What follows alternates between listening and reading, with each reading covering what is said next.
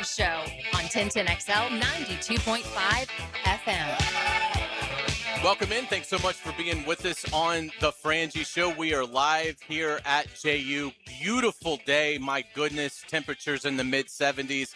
Hacker, we've got kids out there playing beach volleyball. We have defeated the cold.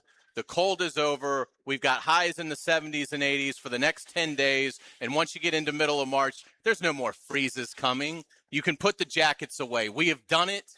We have beaten and defeated the cold. Yeah, little Hack was fired up. He got to go to school in shorts today. It was a rare change over the last couple of weeks. What a beautiful campus out here at Jacksonville University. Happy to be here. I was telling you, my grandmother graduated from Jacksonville University, and my wife, Heidi, graduated from Jacksonville University. So I'm excited to be out here today. Yeah, absolutely. We are at the former River House. It's now Canteen Rio, and a beautiful place out here as we get ready for a huge game tonight. JU hosts Stetson at 7 o'clock.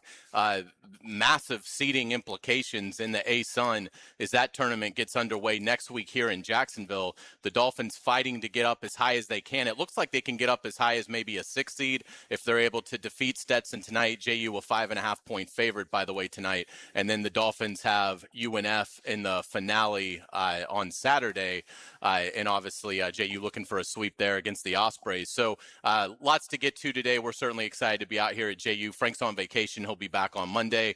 But we're going to have Jordan Mincy, the outstanding JU basketball coach, joining us in our next segment. Alex Rickard-Gilbert, JU athletic director, will join us at 5:15.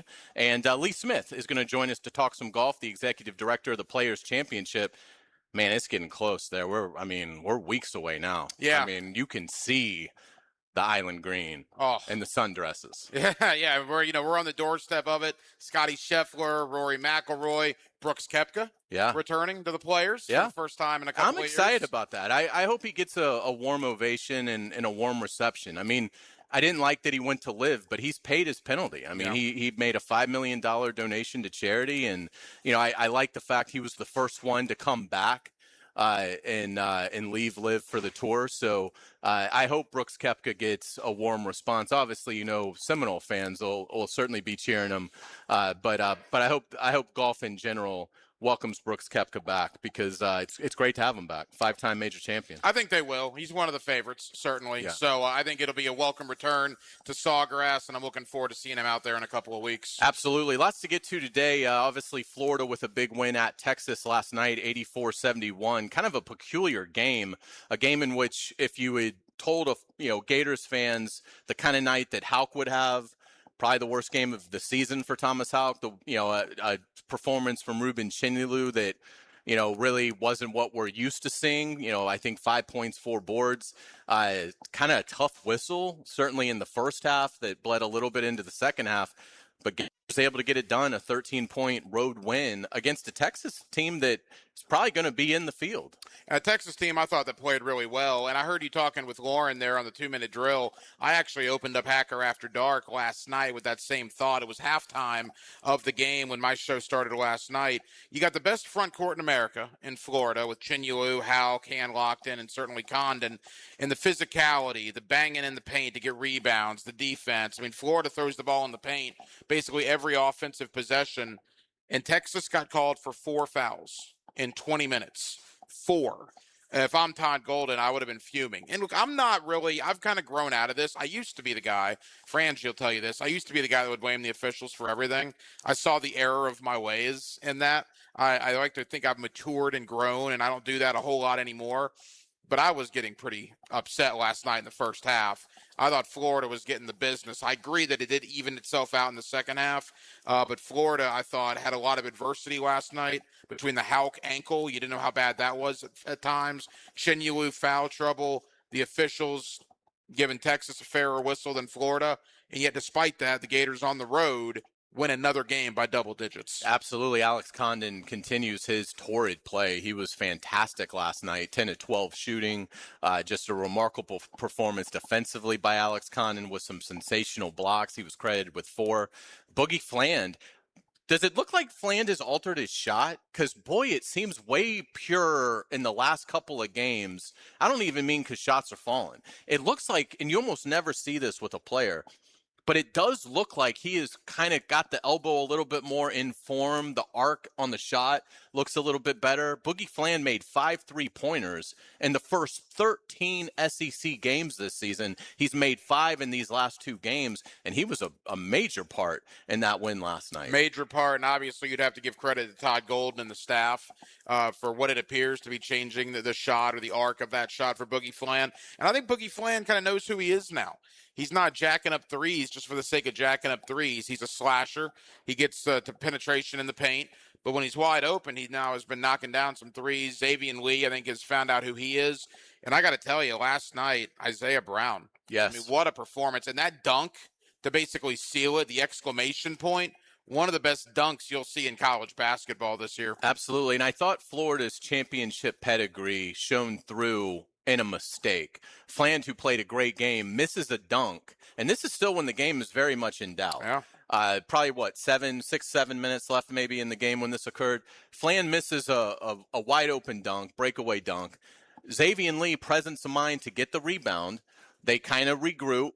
They end up getting a field goal out of the possession. Condon gets the ball, scores. You almost never see that. When a team makes that kind of a mistake, particularly on the road, particularly when there's been some things not really going their way that night, that tends to lead to another mistake coming because everybody just sort of, kind of drops their shoulders a little bit and you see some bad body language. I thought Florida showed a lot of that championship poise last night in that moment of basically bailing Boogie Fland out of a tough play. And, great job by Xavier Lee not giving up on it.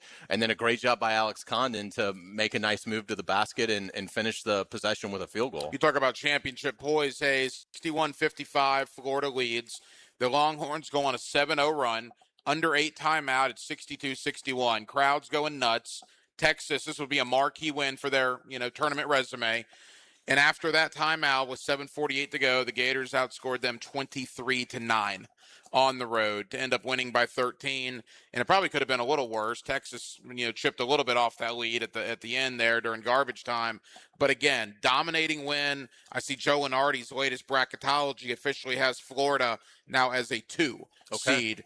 Everybody's got them going to Tampa. Yeah. I think it would be. That's almost locked in. It would be now. Shocking at this point. They'd have to fall if apart. they didn't go to Tampa. And I don't know if there's much of a difference between a 1 seed and a 2 seed or a 2 seed and a 3 seed. But you want to be able to get the highest possible seed that you can. And right now, almost every bracketologist out there has Florida as a 2 in Tampa for both the round of 64 and the round of 32. Yeah, Florida moved up to 6th in the net rankings with the win last night. That's a quad 1 win. You know, Texas was top 40 in the net. It's a road win. So, Florida now 6th in the net. They have a great case for a 2 seed. And look, if this continues, if they're able to beat Arkansas, we'll talk a ton about that game on tomorrow's Frangie Show. But Arkansas got a win last night in impressive fashion against Texas A&M. So that is going to be a battle Saturday night in Gainesville, and the stakes couldn't be any higher in terms of the regular season. If Florida is able to beat Arkansas at 8:30, at 6 o'clock, the game before Florida-Arkansas is Tennessee hosting Alabama.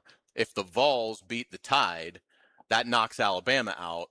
And then if Florida beats Arkansas, they will have clinched the SEC title with a full week of games. I mean, 2 games, but they'll have clinched it with 2 games to play. Yeah, and I guess I would have to look at it because Florida beat Alabama head-to-head. So if Florida beats Arkansas to get to 14-2, then at a max, all they can have is 4 conference losses. That's not going to happen because they're going to beat Mississippi State by 30 next week, but just play along. Right. The worst case Florida could be is 14-4 with a win over Arkansas. Alabama's already got 4 losses, and Florida beat them head-to-head. Is that not a tiebreaker? It's interesting. It's a great question. I think the league doesn't determine it that way. They would have the 1 seed, but I think if you share it, they just say you're co-champions, which is ridiculous. Yeah. But and I'm almost 100% sure that that's correct. I'll if I'm incorrect, then I'll correct that. But they have clinched the double bye. That's already Correct. done. Florida will not play in the SEC tournament until Friday. they have a double bye locked up. Absolutely. And, and we'll get to Florida, throughout the show today. But some interesting NFL news today. Again, the scouting combine going on this week in Indianapolis. Caleb Banks, the Florida defensive tackle, really had analysts buzzing today with his measurables in terms of wingspan, height, things like that. So, again, Caleb Banks, a guy you mentioned earlier in the week, probably going to now start to hear more first-round buzz about Caleb Banks. But I thought it was interesting, the Colts acknowledging that they're allowing Anthony Richardson to seek a trade. So be interested to see, what that market looks like. And I don't know how much credibility I put into this, but it was interesting today to see a Pittsburgh journalist tweet out that he is hearing that the Steelers and Jaguars are discussing a deal for Brian Thomas Jr. Now, I don't know if that's true, but this is why I at least will mention it, because for one, I think they should be listening to offers for Brian Thomas Jr. if you can get like a 1 for him. Again, Pittsburgh would have the 21st pick in this draft. But it does fit what Pittsburgh needs. They desperately need somebody else to complement DK Metcalf. What did you make real quick on the Colts and Richardson and BTJ possibly getting moved? Yeah, Anthony Richardson needs a change of scenery. The Colts need to move on themselves. It works out for all parties involved. I have no idea what Indianapolis would ask for Anthony Richardson. I mean, what's the best you could get if you're the Colts? No one's going to give you more than what? 6th round? Yeah, that's what I'm thinking. I mean, maybe 5th, maybe, but that's about it. So we'll see what ultimately happens there. In fact, I was listening to James Boyd of The Athletic, who covers the Colts. He's of the opinion that Daniel Jones is the plan, that they're going to re-sign him or even franchise him. And if the Achilles is good, he's going to be the starter this year. And, of course, they have Riley Leonard there. As far as the Brian Thomas Jr. situation goes, the Pittsburgh media that reported this, I want to say, has reported other things in the past that didn't necessarily turn out to be true. Now, look, we're all wrong from time to time, so I don't begrudge anybody in our line of work for doing this. But when I saw who did it, I immediately thought that they've said other things in the past that did not turn out to happen. But with that being said, I don't understand, and I would love to, have a conversation with you about this. I want Brian Thomas Jr. to be here. Because, all right, let's say you trade Brian Thomas Jr. for a first, or maybe you get a high second, whatever, in this hypothetical scenario. Okay. Well, you have Jacoby Myers, and you have Parker Washington, and you have Brenton Strange. And then what do you have, right? I mean, Travis Hunter, but we think he's going to be primarily a defensive back. Brian Thomas Jr. to me is the key for Travis Hunter to be a primary defensive back, because I'm fine with Hunter doing that with BTJ, Parker Washington, and Jacoby Myers. You take BTJ off this roster, my thoughts about that are going to change pretty substantially. Yeah, it's going to be interesting. We're going to break that down further as we get deeper into the Frangie Show today. But when we come back, let's focus on JU basketball. Jordan Mincy is going to join us, the bright young coach here with the Dolphins. JU going through a tough spell right now, but again, it doesn't matter. If they can win tonight against Stetson, if they can defeat UNF on Saturday, gather some momentum, all that matters is that ASUN tournament. One team from this conference will go to the NCAA tournament, and you have to win the tournament to get that berth. It's a one-bid league. That is it. So it really doesn't matter. Austin Peay has had a great regular season. It means nothing once we get to next week in Jacksonville with the ASUN tournament. But I am curious to hear from Jordan about the mindset of his team, the spirit of his team, what they did wrong in the first Stetson game, which they lost. And Hayden Wood is a player that's playing really well for JU. So we will do that next. You're listening to The Frangie Show on 1010XL, 92.5 FM. The Frangie Show From the Harrell and Harrell studio. Don't settle for less than you deserve. I am just a figment of your imagination. 1010XL. 1010XL. If your ride is making strange noises, don't wait and make it work. Come to Action Transmission on Merrill Road. My expert technicians can diagnose the problem and likely fix it fast. Experience the difference at Action Transmission on Merrill Road. This is Richard Miller with your Showtime Sports Cards and Collectibles Update. This Sunday will be a non-sports card show inside Showtime. From 10 a.m. to 3 p.m., shop over 15 tables of Pokemon, Disney, Marvel, and other TCG cards. This Saturday at 10 a.m. for a TCG card show at Showtime. Sports Cards and Collectibles. Update your collection. Explore the mind of a quarterback with our QB guru. We want to take you into the lab so you can learn more about the science of quarterbacking. Denny Thompson is the Quarterback Whisperer, driven by George Moore Chevrolet. Friday mornings on The Drill on 1010XL. Frank Frangie here. These days, it's hard to know which companies to trust. When it comes to banking, I trust South State Bank. South State truly values its customers, and they work hard to create meaningful, lasting relationships. I love going into my local branch. I see the same smiling faces I've seen for years. South State is the largest bank headquartered in Florida, so they're able to offer all the banking services you need. You can trust South State Bank. Banking forward. Member FDIC. Equal housing lender. This is Hayes Carlion for Harrell & Harrell. I was at lunch with my good friend Holt, and he was telling me that sometimes a lawyer can get more from a case than their own client. I was surprised to hear this, but Holt said that doesn't happen with Harrell & Harrell. They'll never take a fee that is greater than their own client. When they say they treat their clients as a person and not a file, they mean it. Hopefully you won't need them, but if you're ever injured, call Harrell & Harrell at 904-251-1111. That's 904-251-1111. Zero Res Month of Love Sale. Hicken here. Not only is your carpet one of the biggest investments in your home, it's also the biggest air filter in your home. If your carpet hasn't been professionally cleaned, you're breathing unhealthy levels of nasty dirt, dander, bacteria, and germs that keep recirculating again and again. Lucky for you, Zero Res is going to spread the love to you and your home. In 3 rooms of carpet clean starting at just $149. Book online at ZeroResJacksonville.com and say you want the 1010 XL or Dan Hicken special.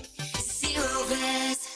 This is Frank Frangie. Over the past 11 years, the weight loss industry has seen it all. New medications, fad diets, sculpting. Yet Awaken 180 still stands alone as the proven solution for lasting weight loss. Results at awaken180weightloss.com. Cashback is not available on gas in New Jersey and Wisconsin. Billy, your gas light's on. We need to stop and fill up. No way, Jen. Gas around here is too expensive. We can make it a little further. Billy, listen to your big sister. You don't need to drive all over searching for the lowest gas prices. Do what I do and use Upside. Upside? Do you live under a rock, Billy? Upside is the hottest cashback app out there. It's free to download, and you get real cash back for every gallon of gas you buy. I use it all the time, and I've already made around $200. You can make that kind of cash back just for buying the gas you have to buy anyway? Yes, I'm looking at the Upside app now, and there's a gas station at the next exit offering 25 cents per gallon cash back. Okay, I'm stopping to download Upside and fill up my tank. Download the free Upside app now to earn cash back every time you buy gas. Use promo code LAUGH to get an extra 25 cents per gallon on your first tank. You can cash out anytime right to your bank, to PayPal, or a gift card for Amazon and other brands. Just download the free Upside app and use promo code LAUGH for a 25 cents per gallon bonus on your first tank. That's code LAUGH for a 25 cents per gallon bonus. Golf for a great cause. It's the UNF4 Scholarship Golf Classic, Friday, March 27th at Queens Harbor. Support the Swoop Impact Fund with a sponsorship or foursome. Contact jc.wegner@unf.edu. For the ultimate and unique gift ideas, visit CuneFlowers.com. JJ LaSelva here, and no matter what the reason, Cune Flowers has it all. Sending flowers was never so easy. Online, on the phone, or in the showroom, Cune Flowers hits a grand slam home run every time. 1010XL, presented by Farrah & Farrah, exclusive injury law firm of the Jacksonville Jaguars. When it's game time, Farrah doesn't flinch. It's a Stanley Pools Thursday on The Frangie Show. Since 1988, the experts in pools, pavers, screen enclosures, it's Stanley Pools. Welcome back to the Frangie Show. Frank on vacation this week, but he will be back with us on Monday. But we are having an outstanding time here at this beautiful campus at JU. Gorgeous weather today, and we're certainly pleased to be joined with men's basketball coach Jordan Mincy. It's great to see you. How are you doing? I'm doing well. Can't complain. It's beautiful outside. We got an opportunity to play a game today, so what could you more ask for? Yeah, absolutely. A huge game tonight. You guys hosting Stetson at 7 o'clock. So, again, if you're looking for something to do, come out, watch some great college basketball tonight, and support the Dolphins.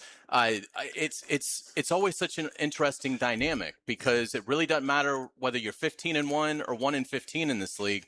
all that matters is next week in the tournament. What's been the mindset and the spirit of the team as you've gotten to this point in the season, Jordan? Yeah, just looking at our overall record, the one thing and most common message that myself and our staff has tried to say is just, hey guys, we have to continue to fine tune who we are. We got to be dangerous going into next week and understand that, we're in one big league, and so it doesn't matter if you're the team that finishes at the first. You know what? Congrats to them. They had an unbelievable regular season champs, whoever it may be. You're the runner up. Likewise, but we've been that last seed, and we've been the team that's knocked off that top seed. And so you got to understand that anytime you show up and everybody, laces up their shoes, anybody's ready to go, and it's anybody's night. It's such an interesting dynamic, Coach. 2 games to go in the regular season. Stetson tonight, and then the Rumble this weekend, part 2 against UNF. Yeah, you could finish anywhere from 6th in the conference to 11th in the conference based on the outcome of your games and what happens around the league. What's your thought on that with 2 games to go? Yeah, it's cool, right? You in the ASUN, it's an unbelievable experience, right? It's obviously a difficult time to be a head coach, especially with the transfer market, but it's also an extremely fun time and entertaining time. If you're a fan, you come to every game. You never know. Austin Peay, they go to UNF. UNF has them beat. They come here. It's a tight game all the way down to the last minute or so. And so when you look at Austin Peay, they're the standard right now of our league. But at the same time, you have Central Arkansas, who's a team that, wasn't necessarily ranked at the very top in the preseason rankings, and they finished at the top. And so for us, we know that any day, again, next week's going to be extremely fun. It's going to be challenging, but at the same time, I think it's all about matchups. You guys against Stetson in the first meeting at their house. It was a close game, 5-point loss. Offensively, you guys shot like 37% that night. What are some things, Jordan, that offensively you feel like you can do better tonight in the rematch? One, just our guys having confidence. A lot of those shots were wide open opportunities. We felt like, give credit to Stetson. They did a great job just mixing up their defensive scheme versus, they went from man back to zone. They pressed us a little bit. They really kept us on our toes. And so a lot of our guys, we just feel like coming out the gate, especially in that first half, we really didn't settle in.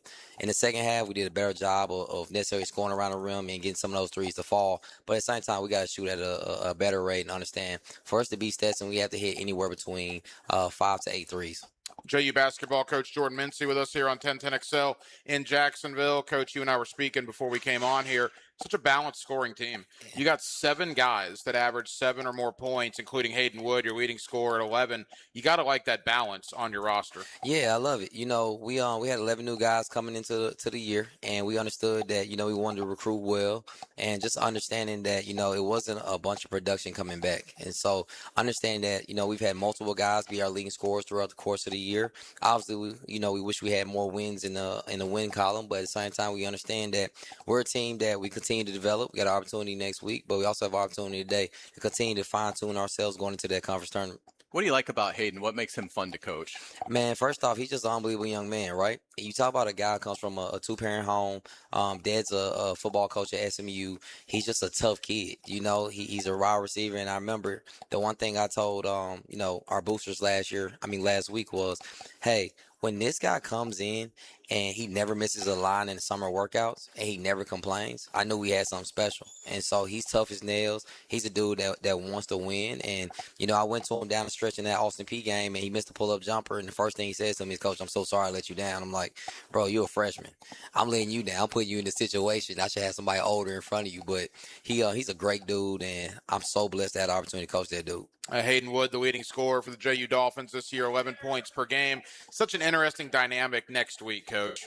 The ASUN tournament's going to be here. Now, you were going over it with me. For people that don't know, basically half the teams in round number 1 are going to play out here at JU. The other half of the teams are going to play their first-round games at UNF. But the interesting thing is, you guys are going to play at UNF. UNF's going to play here because the ASUN doesn't want the, quote, home court advantage for any team in round number 1. Yeah, that's kind of unique, right? But they don't want you to have a home court advantage. But obviously, the schools are so close. We're very familiar with each other's home court. And so no matter where you play, you're going to feel like you're at home knowing that you're in Jacksonville.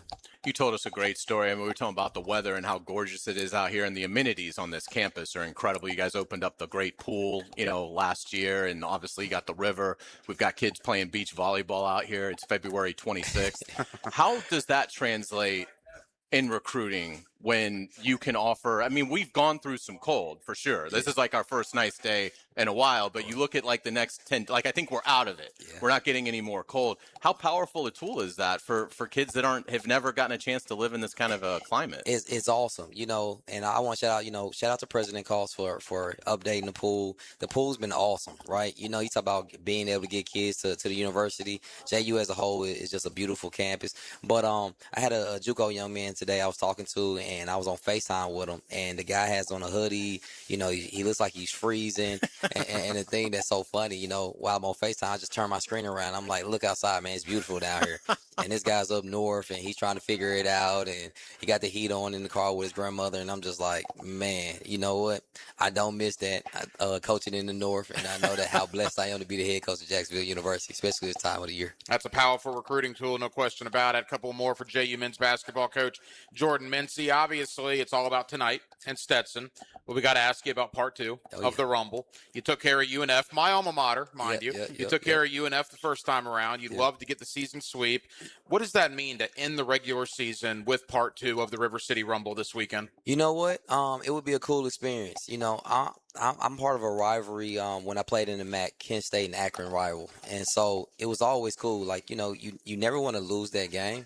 But you realize once you graduate and you move on, how lucky you were to be a part of that game and that history. And so just understanding that, both schools have so much respect for one another, but it's also a very cool event. I wish at times, we could hype it up more. And I also want to say this, Bobby Kennedy is doing an unbelievable job knowing, the time he got the job and the team that he has. Like, that dude is over there coaching his butt off. And so to be able to go against him and to be able to, coach against him is also an honor as well. That's incredible class, and I know he feels the same way about what you've done here. Jordan, we certainly appreciate your time. We asked you gave us some insights offensively and what you need to do tonight against Stetson, 7 o'clock here. Defensively, what will be some things that you guys have to do tonight to beat this Stetson squad? Coach Dunny does an unbelievable job of offensively putting you in space, getting his guys shots, especially three-point opportunities. And the one thing that we just kind of discussed with our guys is how do we take away the three ball? Understand that in their wins, they're averaging 14 made threes a game. And so for us, we have to make them do something that they're uncomfortable doing. And the one thing that I took from the Central Arkansas game and just looking at their game plan was they switched everything. A lot of things that they didn't allow for them to do. Have great three-point shooters. We're going to crowd space. We're going to make them put the ball on the floor.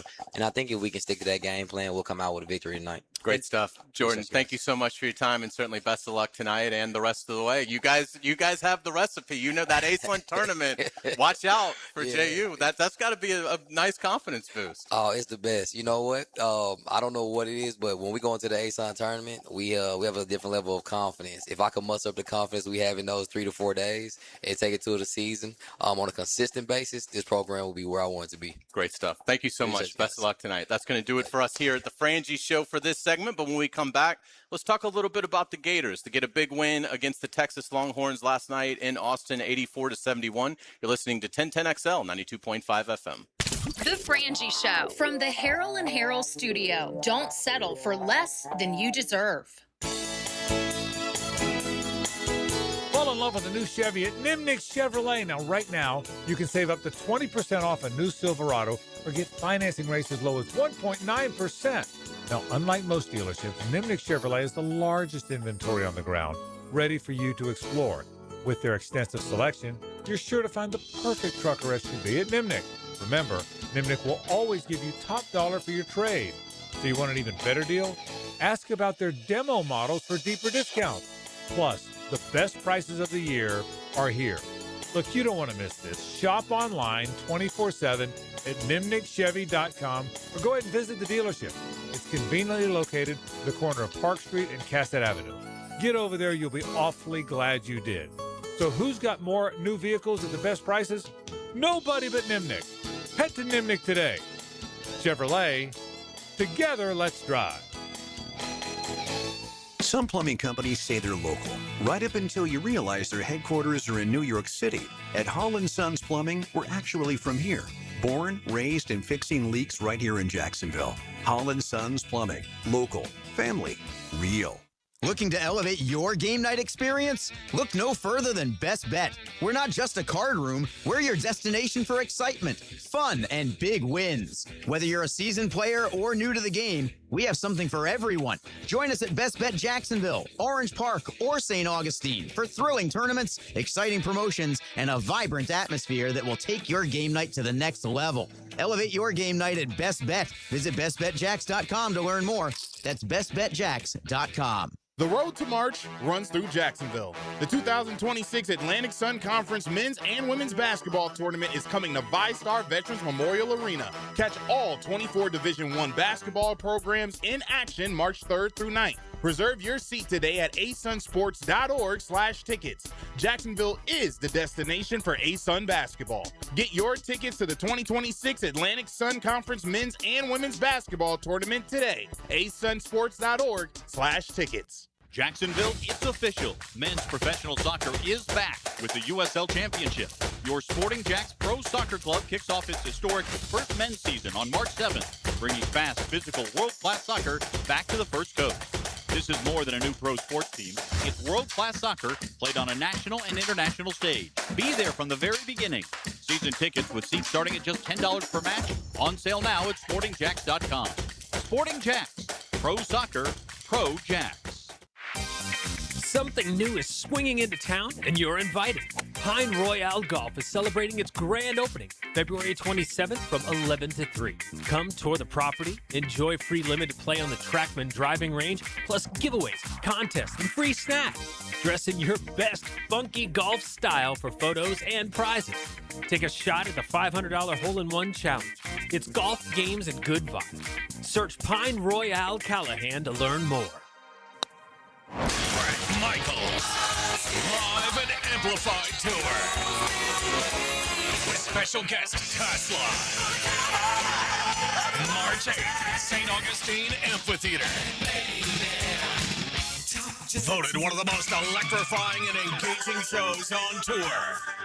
Tickets on sale now at AXS.com. Brett Michaels and Tesla. The party starts now.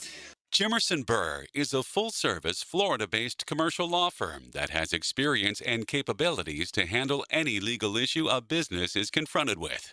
Learn more about what they can do for you at jimersonfirm.com. 1010XL, presented by Farah and Farah, exclusive injury law firm of the Jacksonville Jaguars. Focused, fueled, fearless, Farah.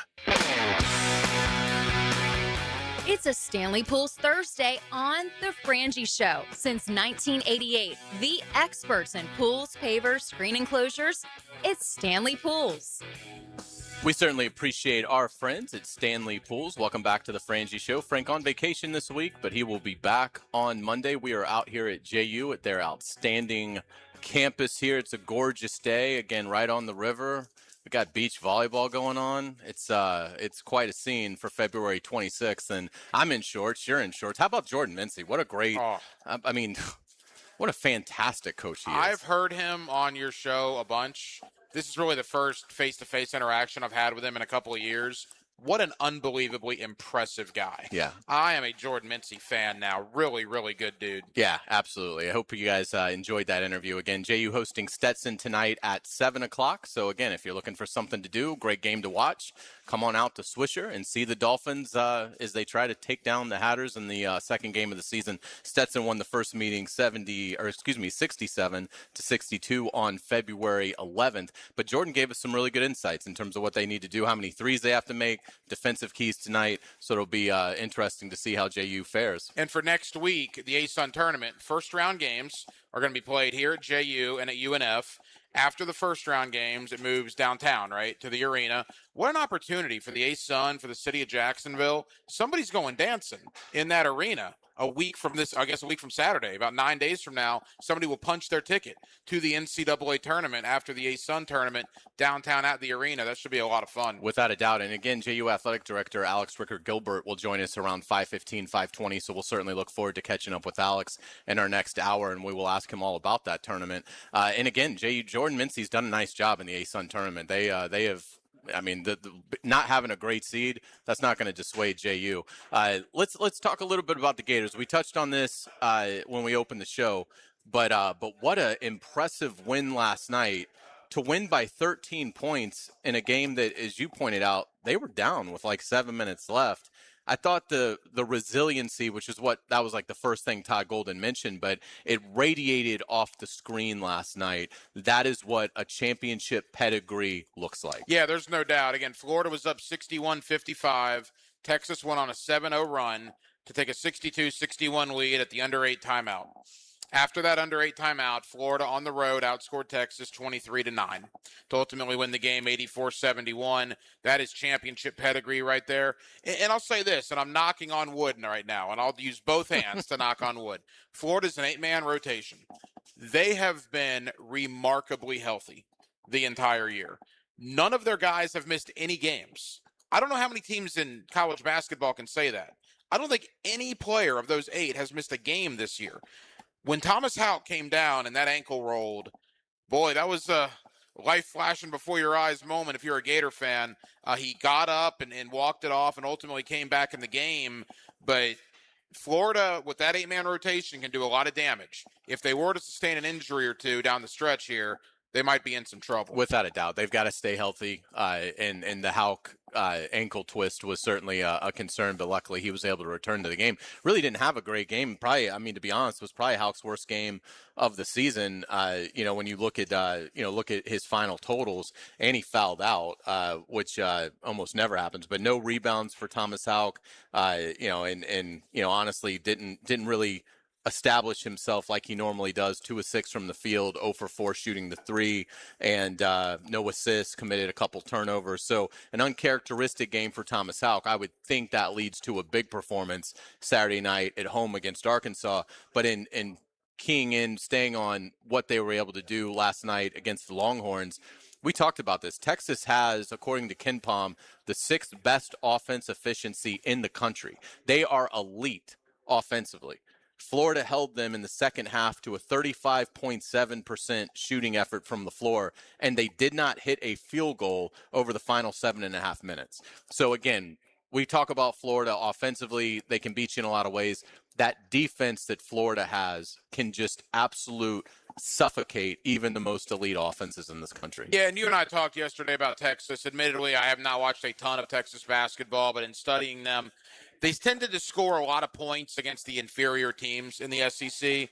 When they played the better teams in the SEC, they didn't score as much. And you saw that last night with Florida kind of enforcing their will on Texas there in the second half. I'll say this, too. You talk about Thomas Houck not having a good game. I agree with you. But he made the play of the game, or he finished off the play of the game. Alex Condon, that lob pass. The block. First off, Condon had the block, and then at 6'11", Condon brings the ball up the floor. That lob to Houck, that tied the game at 64.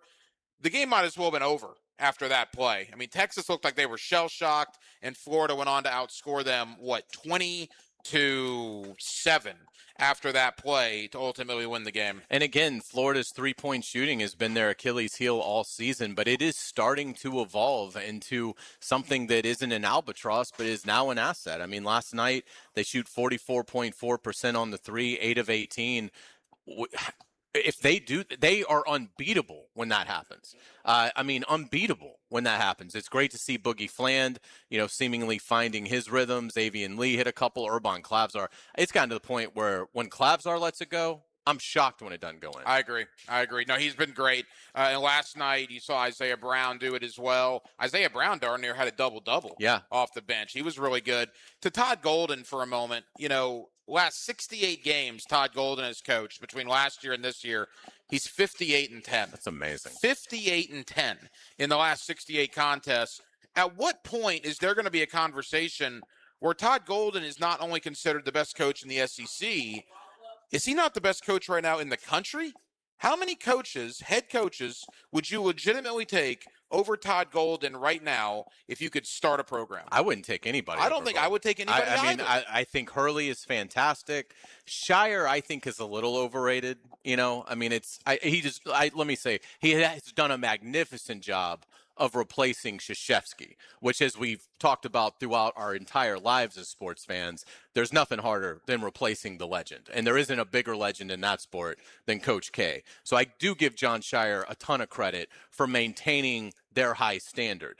But I think there's a little bit of an underachiever there with Shire in terms of the talent that they've had and the lack of massive success in the NCAA tournament. Can you imagine what Todd Golden would do at Duke? Oh my goodness. But so yeah, I mean, Shire deserves to be mentioned, obviously, but I feel like in terms of, other than Hurley's the only guy that I would even consider possibly taking. But no, for me, I wouldn't trade Todd Golden for anybody. And again, last year was awesome because 36-4, number 1 seed, ultimately winning the national championship. But this year, to start 5-4 and to have the heartbreaking losses that they did, and then even after that Missouri loss where they're 9-5 and 0-1 in the conference, and now to be sitting here 22-6, winners of 13 of the last 14, and looks like they're going to be a top, 8 seed in the NCAA tournament, meaning either number 1 or number 2 in one of the 4 regions. I would almost argue Todd Golden's job in the regular season this year maybe more impressive than what he did a year ago, having to replace Walter Clayton, Will Richard, Elijah Martin, and Denzel Aberdeen. I think it is because particularly since your big ticket off-season items, Boogie Fland and Xavier Lee, really struggled early on, and Golden and his staff were able to keep them engaged.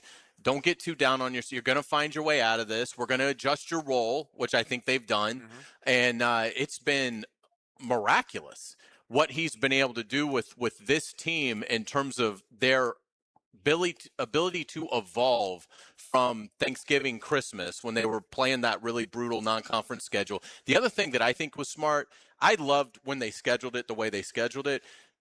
They won the title. We've seen this kind of happen with Florida football. Now, it's been a long time. But in going back to some of the urban teams where the new guys come in and they sort of feel like they're starting on third base and they don't have to maybe work as hard because you just won the national title.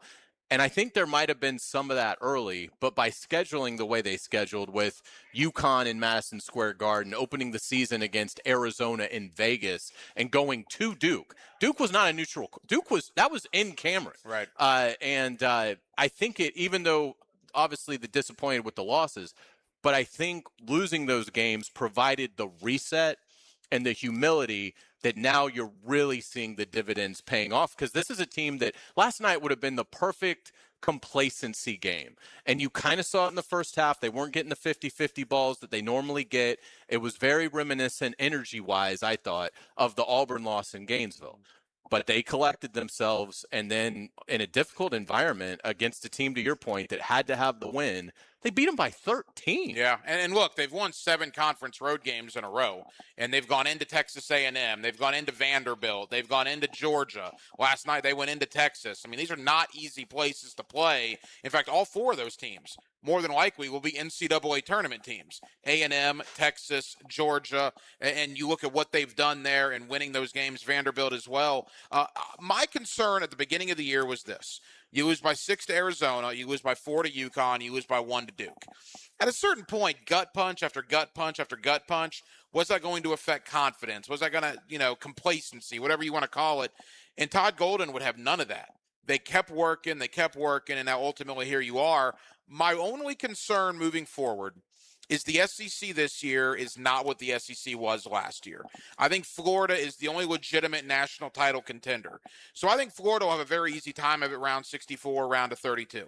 When they start seeing the Big 12 teams, when they start seeing the Big 10 teams, likely in the Sweet 16, are they going to be prepared enough over the last 2.5 months to be able to be ready for that? Yeah, I agree with you. I think, first off, the SEC last year was historically amazing. I mean, no conference has ever done what the SEC did last year in terms of, so you go back and look at the net rankings this week. Last year, the SEC had 4 of the top 7 teams in the country.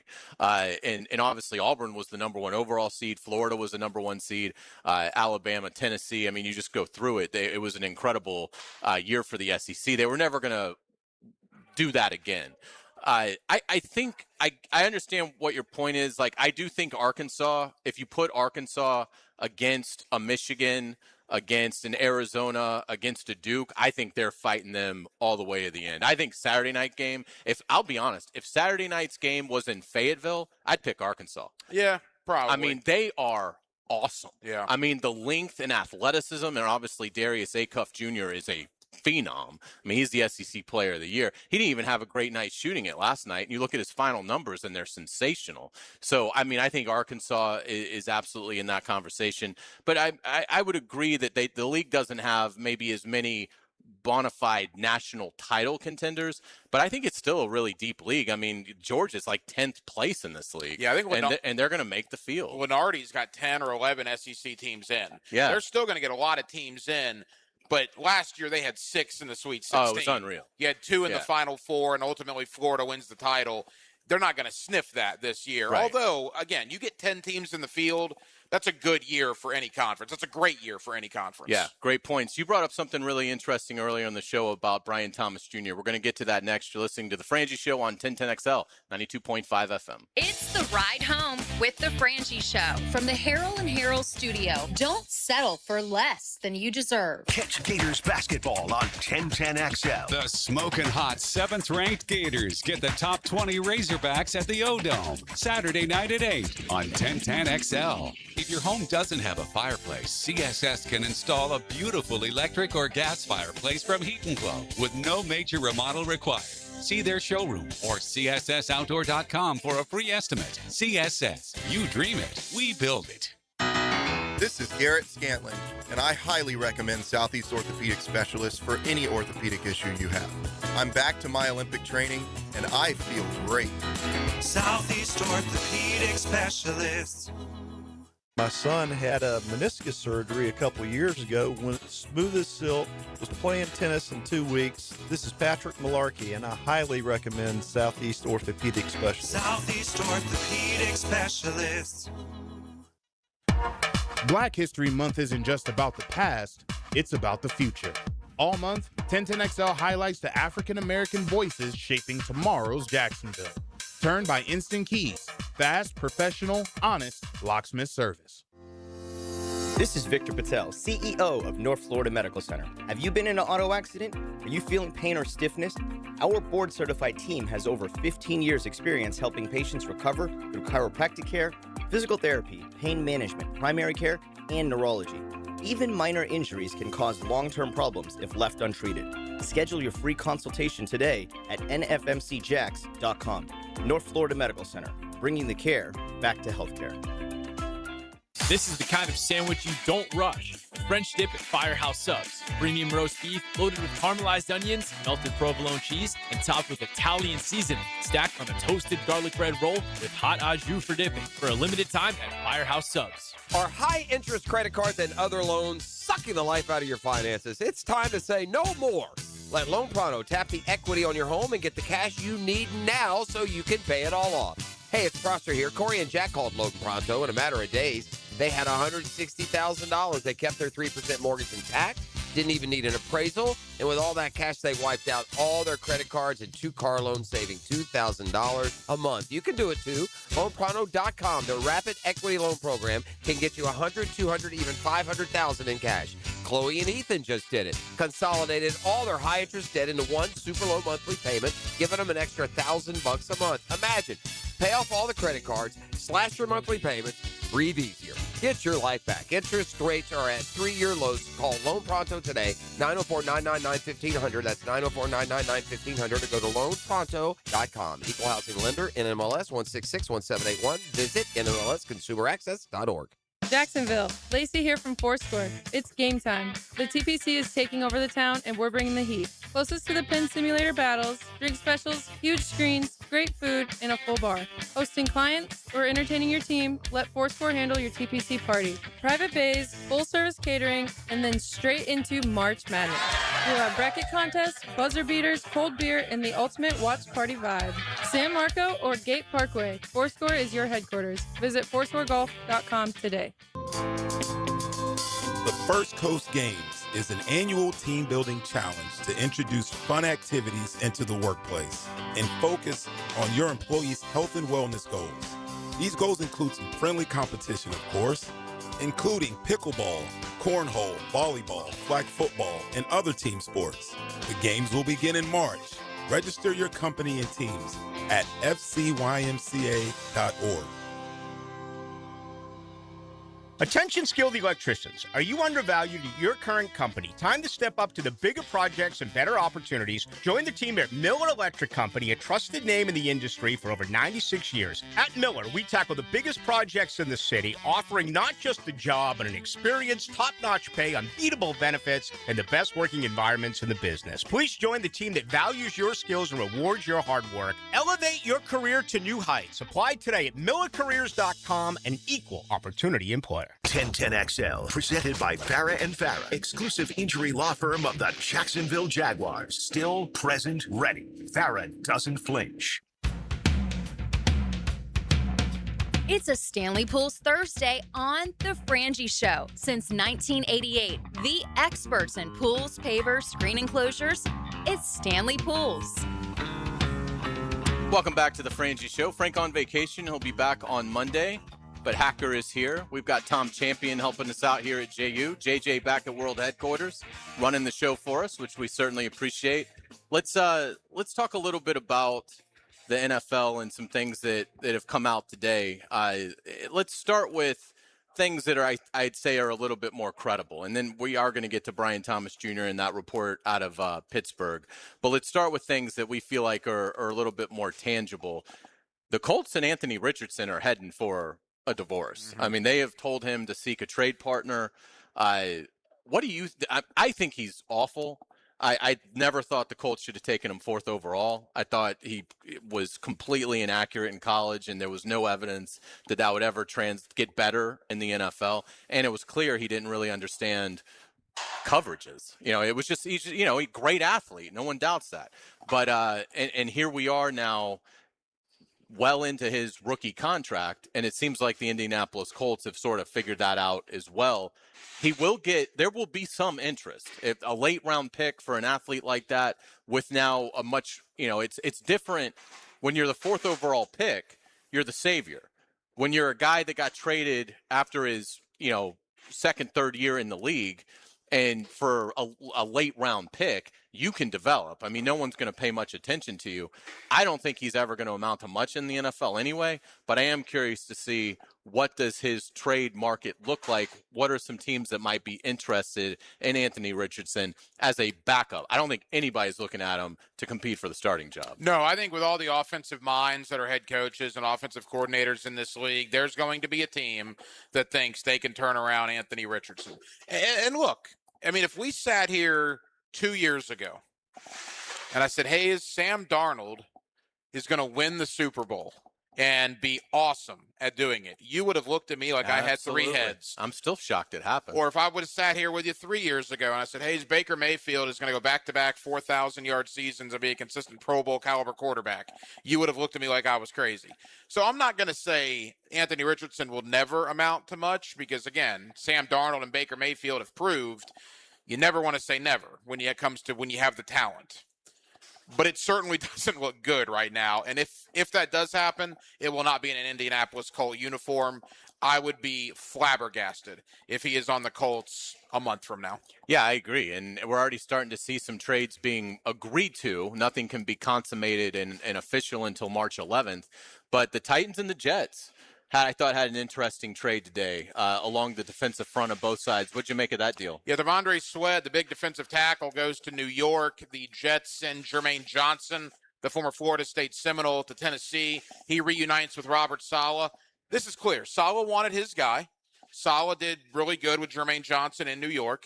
Now, Jermaine Johnson tore his Achilles in 2024, only played 2 games, came back this past year, only had 3 sacks. He's going into the final year of his rookie deal. He's going to want to get paid. Whereas Devondre Sweat, people in Tennessee will tell you he didn't fit Saleh's defense. Okay, maybe I'm not smart enough to know that, but what I do know is it's a 340-pound nose tackle that was really good against the run, and to me has a lot more upside than Jermaine Johnson. So it's a head-scratcher, but I get it from Robert Sala's point of view. He gets his guy from New York now to come with him to Tennessee. I totally agree with you. I thought it was a much better deal for the Jets. I mean, I would love the opportunity to pair Simmons and Sweat together for another season. Yeah. I mean, I don't get that at all. So I think it's good ultimately for the Jaguars because I think the Jets are going to be the happiest in this move. And it means the Jets probably draft Ruben Bain now. Correct. So yeah, that's what I would. Ruben Bain will probably be the number 2 overall. Or Reese out of Ohio State. Or one of them, yes. Yeah. But I would certainly agree that's the direction they will go in. We were talking about this earlier, and I sort of agree with you. I'm not sure that the report is all that credible, but we'll mention it just in sort of passing because we've talked about Brian Thomas Jr. and the possibility of a trade. This had him going to the Steelers, but forgetting that. You brought up an interesting point. You don't want if they could get a first-round pick, I would trade Brian Thomas Jr. and not think twice about it. But you've got some apprehensions about the Jags doing that. I mean, a first-round pick, all right, I would probably be with you on that. I don't think they're going to get a first for him. My thing is, I look at a 3 wide receiver set moving forward with Parker Washington, Jacoby Myers, and Brian Thomas Jr., and I love what I see when I visually think about that. Brenton Strange at tight end as well. When you describe Brian Thomas Jr.'s 2025, is it fair to use the term horrible?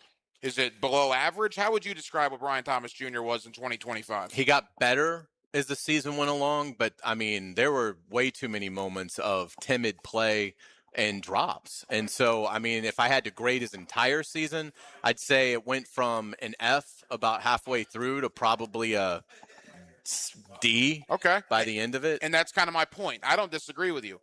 He still had 48 catches for 700 yards, and we're giving him a D. If he finds what he had in 2024 with the emergence of Parker Washington and the arrival of Jacoby Myers, the Jaguars all of a sudden have one of the best wide receiver trios in the league. But all this talk about trading Brian Thomas Jr., all right, you're going to trade him. Depending on what you get for him, let's say for argument's sake, they get a late first and early second. I don't think they would, but let's for the argument. Then you got wide receiver issues because now all you got is Parker Washington and Jacoby Myers if you're under the impression that Travis Hunter is going to be a primary defensive back. So I would not trade Brian Thomas Jr. unless I got at absolute minimum a first-round pick. Yeah, it's going to be very interesting to see what James Gladstone, Liam Cohen decide to do with Brian Thomas Jr. moving forward. When we come back on the Frangie Show, let's switch it to golf. Lee Smith, the executive director of the Players' Championship, will join us. Jacob Bridgman just won a big event, a signature event. It was cool seeing Trevor Lawrence congratulate him. Bridgman's a Clemson alum. But we'll talk about Rory, we'll talk about Scheffler, and Lee will update us on what's going on with the Players' Championship as we're now just a couple weeks away from being out at that gorgeous course. Boy, I cannot be. That's the best week of the year. I cannot wait to be out there for the Players' Championship. We will do that next. You're listening to 1010XL 92.5 FM. The Frangie Show from the Harold and Harold studio. Don't settle for less than you deserve. Hey, it's Carline here for Atlantic Infinity. I am loving my new QX60. It is amazing. It is so phenomenal. I am in love with it. Right now, you can lease one or lock in just 1.9% financing for 60 months. And every new Infinity comes with the Atlantic Infinity Promise. That's over $7,000 in added value. That's one of many reasons why I bought mine there. No pressure, no games, just a great experience. Do what I did. Make your next ride an Infinity from Atlantic Infinity. Visit AtlanticInfinity.com or visit the showroom near Atlantic in St. John's Bluff. Now, Studio Talk with Dan Hicken and Jeff Prosser. Are you waiting for me to say something? The Drill. You're not just pathetic, you're selfish. Mornings. Maybe we could live without the wisecracks. On 1010XL. Are we done being neighbors for now? Let's get ready to rumble. This Saturday is the River City Rumble.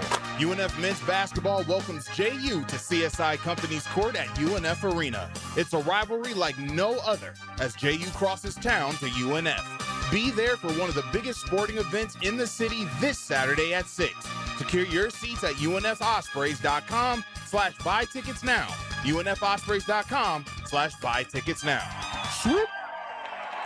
Don't miss the Bari Breakdown with Dr. George Bari on XL Primetime Wednesdays around 1:35 for the latest in sports injuries from all the big names in the game. Who's MIA? Who's coming back? Dr. George Bari on XL Primetime Wednesdays at 1:35 on 1010XL 92.5 FM. Born in Jacksonville before moving to Philadelphia, John Chaney was remembered for his legendary tenure as the head coach of the Temple Owls men's basketball team. The Hall of Fame coach led Temple to 17 NCAA tournament appearances, which included 5 NCAA regional finals, and won 6 Atlantic 10 conference titles. Chaney had 741 wins as a college coach and was twice named the National Coach of the Year. I'm RJ Saunders, and this Black History Month profile is brought to you by Instant Keys, fast professional locksmith service. Create a backyard your family will love. Jack's Outdoor Solutions, an authorized dealer of Celebrity Greens, installs PGA quality artificial turf golf greens and complete outdoor spaces. From turf to custom hardscapes, landscaping, and lighting, every project is built for style, durability, and family fun. Locally owned and trusted across Northeast Florida, customers rave about their results. Check their 5-star reviews on Google. Plan your dream backyard today at jacksoutdoorsolutions.com. The flagship station of the Jaguars. WJXL AM Jacksonville Beach. WJXL FM Jacksonville Beach. I'm Holt Harrell. I was talking to someone the other day and they were shocked that some lawyers get more from a case than their own client. After paying bills and costs, if we are supposed to get more than a client, we won't. That's the Harrell and Harrell promise. When we say that we treat our clients like family, we mean it. If you've been in an accident, call us today. 251-1111. Harrell and Harrell. Offices, Jacksonville. Hey, Jacksonville, David Garrard here. If you want a street-legal golf cart that's built with quality and style, check out Dynamic Drives and Designs in Jacks Beach. They have new, used, and fully customized carts from the top brands like Atlas, Dodge, and Pilot Car. Every cart gets a complete expert inspection, so you know it's ready to hit the road. Their team can help you design the perfect custom cart that fits your style and needs. For your custom golf cart, visit dynamicdrivesdesign.com today and see your perfect ride.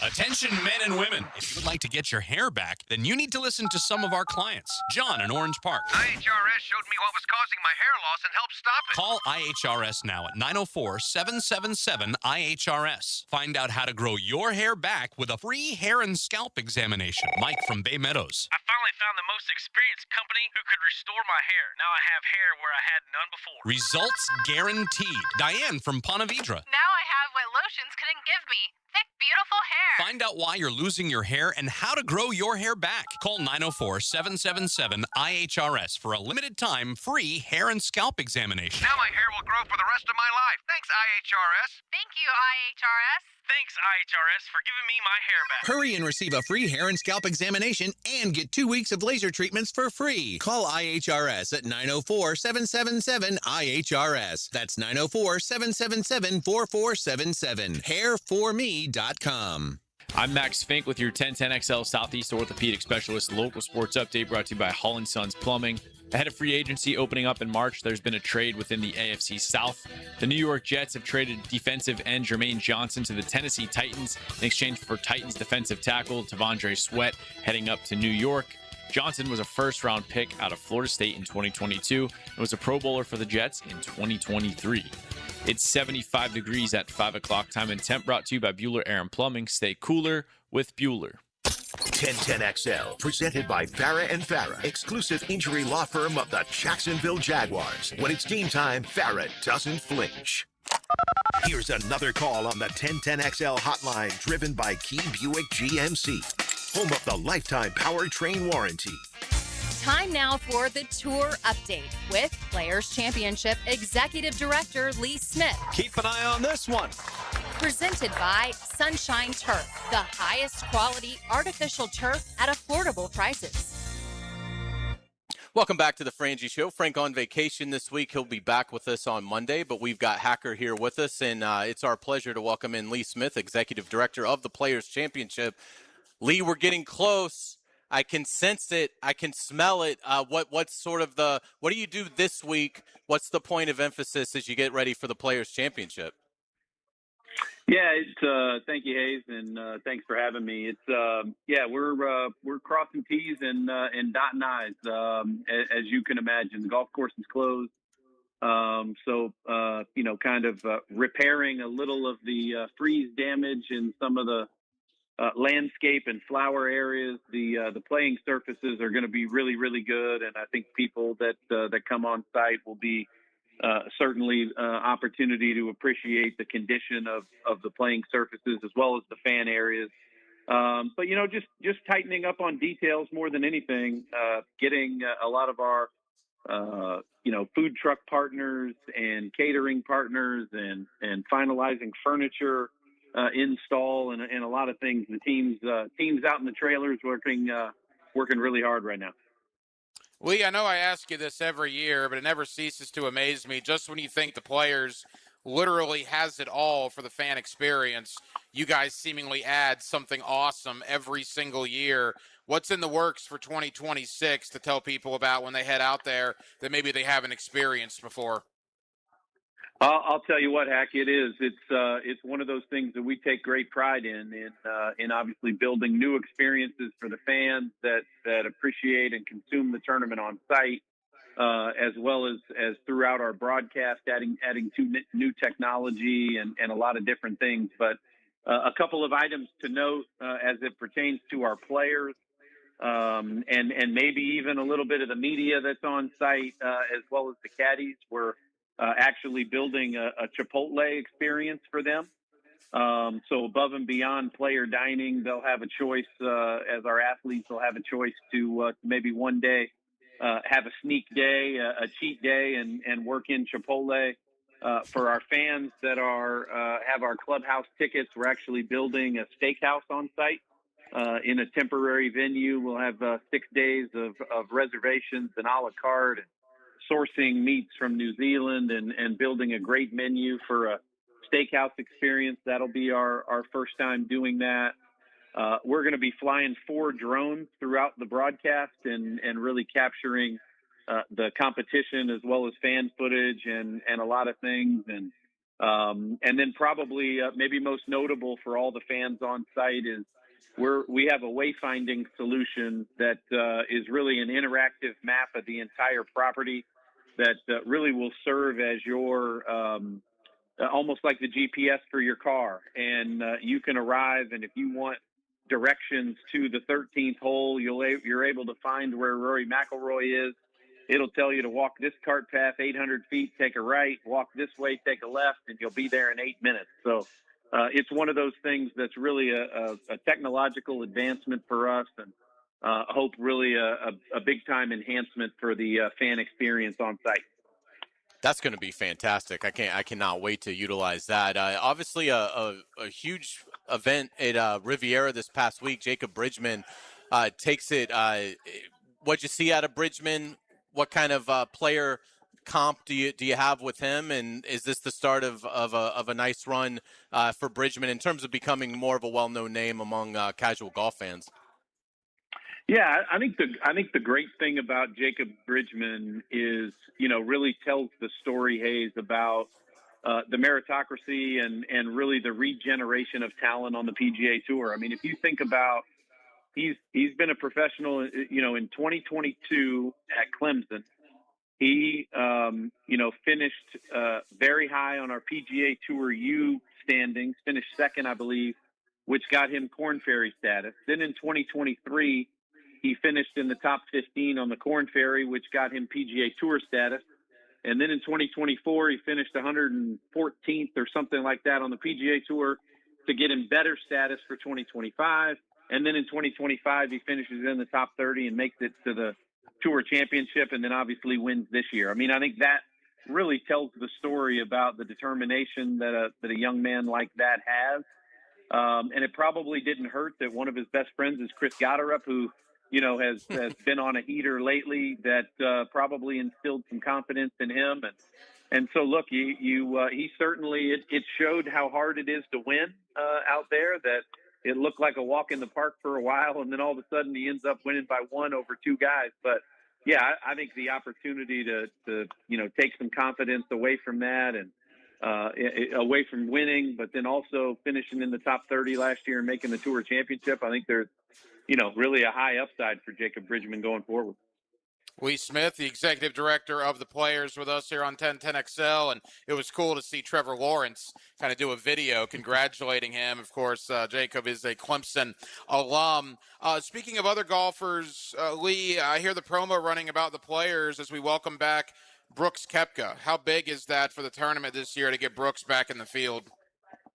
No, I think it's great. I mean, certainly the elite performances and accomplishments that he's had over his career is additive to any event and any tour.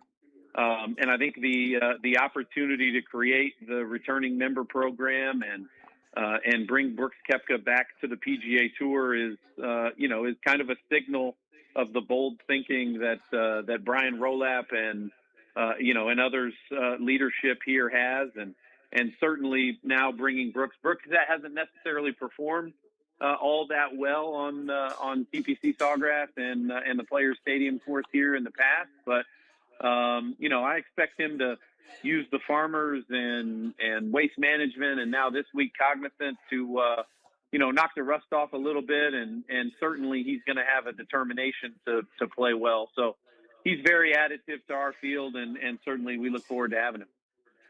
Yeah, Lee, you mentioned the tour is now in Florida in Palm Beach Gardens this week. Give us an idea of when we watch this weekend, and what is some of the characteristics of this course?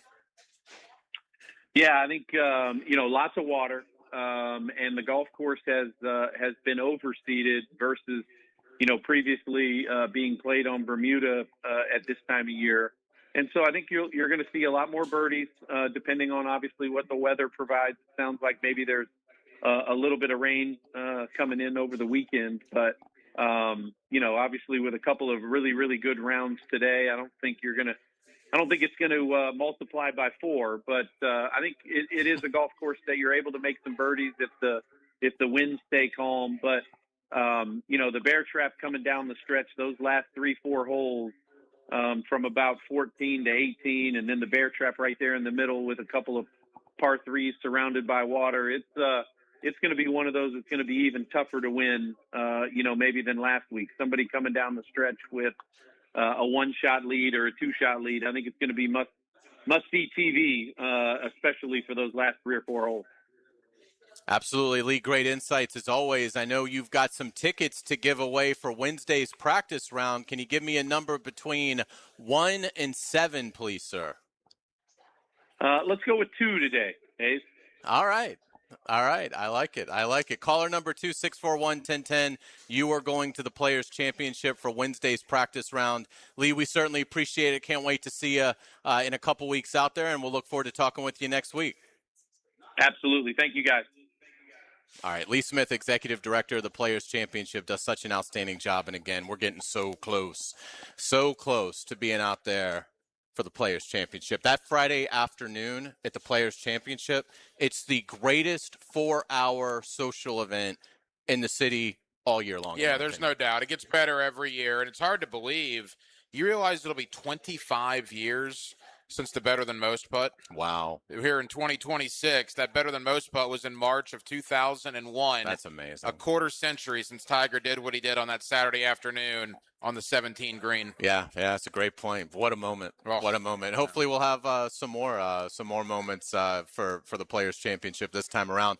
I tell you, with the way Rory and Scotty Scheffler are playing, and Bridgman is a great story. I mean, it's such a competitive, deep sport now that any of these guys have a chance, but certainly Rory and Scheffler looking awfully sharp early on, and we know they've obviously, they've won the last 3. Yeah. Rory, Scotty, and Rory's won it twice. They've got 4 collectively, but they've won it each of the last 3 years, either McIlroy or Scheffler. So hopefully maybe we'll get a Sunday back 9 duel. That would be awesome. That would be appointment TV.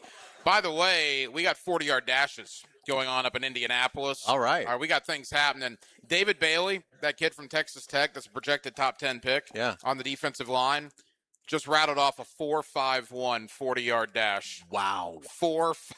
What's his height and weight? I got to get it, but he's running with the D lineman. Woo. And I don't care what his height and weight is. If you're running with the D lineman and you're running a 4.51, you are moving, man. Yeah, great stuff. Hey, don't you love it? The combine's here. Love it. We got all the 40s and there. Oh, it's fantastic. And players right around the corner. And we got a great basketball game tonight. Again, we're at JU. The Dolphins host Stetson tonight at 7 o'clock. We're going to be joined with JU Athletic Director Alex Rickard Gilbert. You're listening to The Frangie Show on 1010XL 92.5 FM. It's the ride home with the Frangie Show from the Harold and Harold studio. Don't settle for less than you deserve. Wait, this place says sweep right and engage. Sounds like a quarterback with commitment issues. Or a marriage proposal from an offensive lineman. Confused by the play call? Let us explain. Helmets and Heels. Weekdays 2 to 4 on 1010XL. Hi, I'm Mac with Baker Glass. If you've got fogged up windows, let me help. We'll replace them with clear, insulated units that brighten up your home. People say we're fast, friendly, and reliable. Just check out our Google reviews. Call me today. Baker Glass. No one treats you better. DivorceMenOnly.com. This is Kenny Lay of Kenny Lay & Associates. Our firm specializes in representing men in family law. That's all we do. That's our only focus. We can help with all of your family law needs, such as divorce, custody, alimony, and child support. For over a decade, we have helped thousands of men with these types of issues. We even have an appellate division ready to challenge a judge's ruling. If you need a family law attorney, go to DivorceMenOnly.com. DivorceMenOnly.com. Offices, Jacksonville. We don't have too many cold nights on the First Coast, but when the temperature drops, you want to hit the heat button and warm up.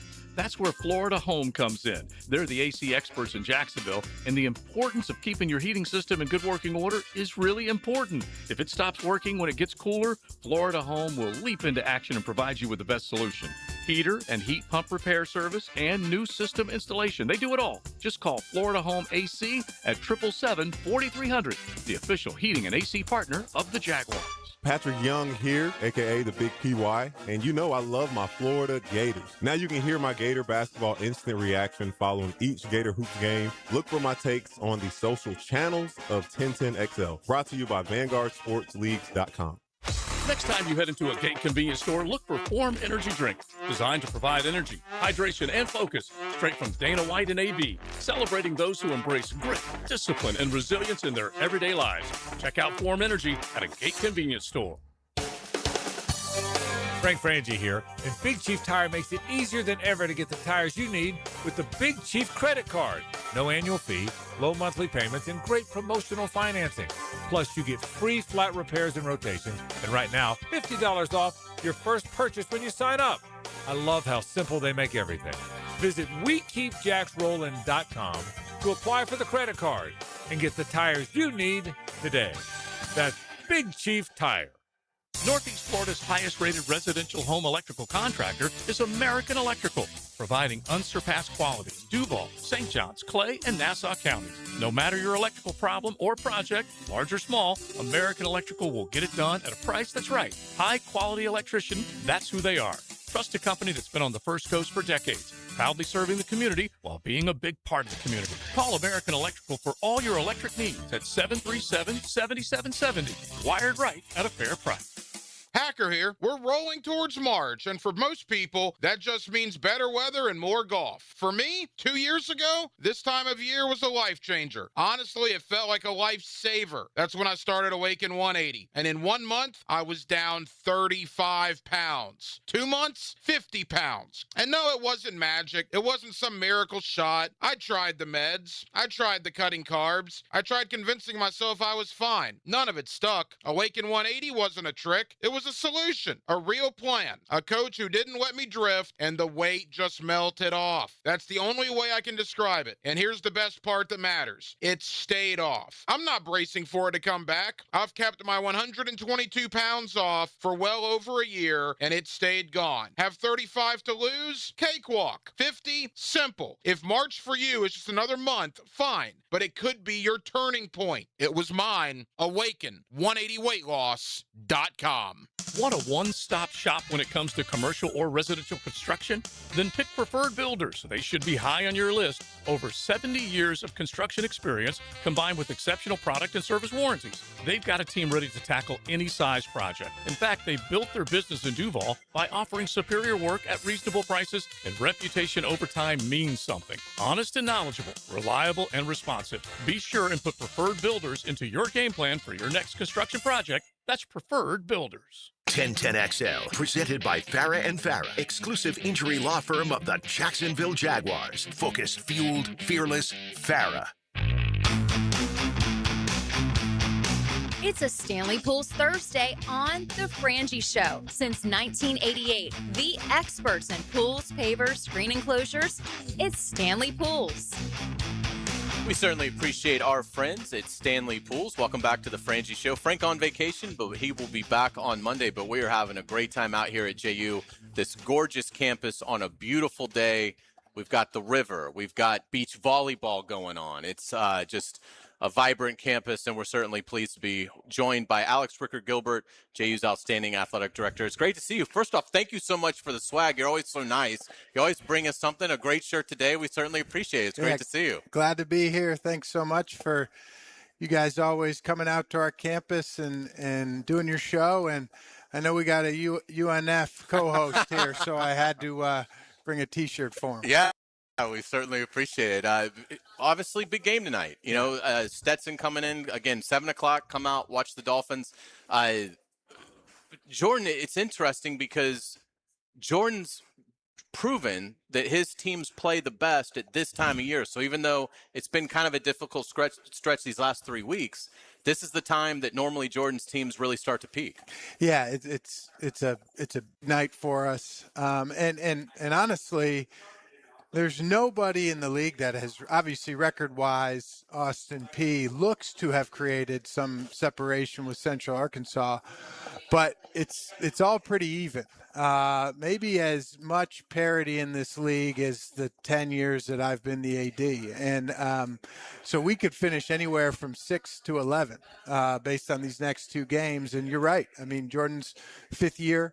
He's been to a semifinal or final in 3 of the 4 years. And he's 5-3 in conference tournament games. And before him, we had won 1 conference tournament game since 2011. Wow. And so he's motivating in that way. One thing you'll never see with the Jordan team is them not play hard. They're going to play hard. They're going to play hard this time of year. And we have every reason to believe that we can make a run here, and it starts tonight. You got Stetson tonight. You got part 2 of the River City Rumble to round out the regular season. And then what an opportunity, Alex, for both you guys and UNF next week with the Atlantic Sun Tournament. Everybody in the conference is coming here to Duval. It's an interesting scenario. Jordan was explaining it to us. You guys are going to play at UNF in round 1. UNF's going to come out here to play in round 1. And then all the winners from round 1 will advance downtown to the arena. Should be a heck of a week. Yeah, it's really an awesome opportunity for the city of Jacksonville, for our conference, for the 2 universities here in town. I'm so excited that we have a neutral site. I tell people 6 or 7 years ago, I was the one AD that voted for a neutral site. I got voted down 9-1. And so as leadership transitions and ADs change, mindsets change. And so we're excited that the neutral site tournament is here in town, and it's here for 5 years. And it's not just the men's tournament, it's the women's tournament as well. So 24 teams here next week fighting for that bid. It's a 1-bid league, so why not us? And tell us about your women's team. They're playing some extraordinary basketball. Yeah, Special Jennings in her 3rd year has done a tremendous job. And they're coming off a 9-game winning streak. They're 20-8. They just clinched a bye to the quarterfinals. If they win tomorrow night, we're a 2 seed. And so a really strong year for them and for her. And if you haven't watched them play, we play UNF at home tomorrow night. We have some ultra-talented players. Priscilla Williams is a senior for us, who I think is the player of the year in the league. Then we have a couple of freshmen who are really special, and a good mix in between. So great season for Special. She's sort of we're reliving the days of Yolette McPhee-McEwen here after sweeping FGCU for the first time in program history. Special's on a run, and they've got a real chance to win that thing. Alex Ricker-Gilbert, the AD of JU, with us here on 1010XL in Jacksonville. There's so many positive things happening out here. When I drove in today, obviously the campus is beautiful. I know about the baseball expansion. Mm-hmm. You know, you talk about the women's basketball and everything going on there, the ASUN tournament coming in. It's got to be a really exciting time for Jacksonville University athletics. Yeah, we're having a great year. Obviously, the men have been up and down a little bit, but you cross the board. Our fall sports were very successful. We had the Coach of the Year in volleyball. Both our soccer teams advanced to the semifinal, finished second in their regular season. Women's basketball is having a great year. Baseball's off to an 8-1 start. I think we've got two really good lacrosse programs. So, and so on and so forth. This is the busy time of year here on campus. You know, at any given weekend, we'll have 20 to 25 events going on with softball tournament and baseball and track and everything in between. So it's a fun time of year. It's a busy time of year. I wouldn't have it any other way. What has impressed you about the baseball squad so far? We're really hitting. Yeah, we're hitting for a lot of power. We've been able to pitch well, but Coach Hayes' teams have always really that's been their forte, pitching and defense. And this year, what has stood out is our ability to hit. We have, I think, 12 or 13 home runs in 9 games, and we're stringing together innings where we're scoring 5, 6, 7, 8 runs. That is creating separation from the teams we've played. So I think they've got a real chance. If you haven't checked them out, go over to Sessions Stadium. The ballpark is beautiful. I'm planning on bidding on the baseball tournament here before too long for the ASUN as well. So hopefully we get a few more championships here. That's awesome. When does that come up? The championship hasn't been decided for next year. Okay. And so the bid process starts this spring. Where is it this year? Stetson. Oh, okay. Yeah. Awesome. Yep. And conference play in the Atlantic Sun will begin sooner rather than later in baseball. How would you assess the conference as a whole? We spend so much time talking about ASUN men's basketball. Yeah. What about Atlantic Sun baseball? How good is the conference? Yeah, so we've gone divisions in baseball and softball, and as you guys know, baseball in Florida is tough, and so I think the division down south is really strong.